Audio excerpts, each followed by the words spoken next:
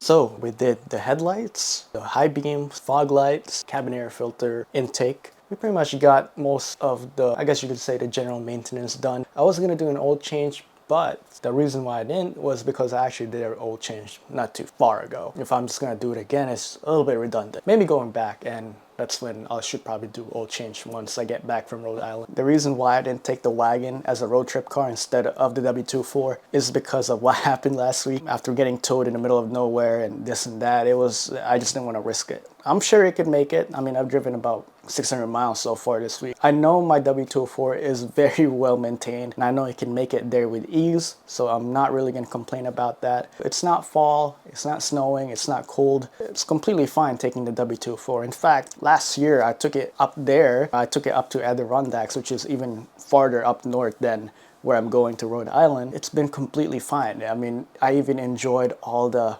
very curvy roads up there, which was very fun, very memorable. But regardless, that's exactly it. I made sure everything is in tip-top shape for this trip, especially the cabin air filter and the LED lights, which should be very helpful. Last year I actually ran over a roadkill, so yeah, that's a whole nother story. But I hope you guys enjoy this video. Don't forget to leave a like, comment, and subscribe. I'll see you guys later.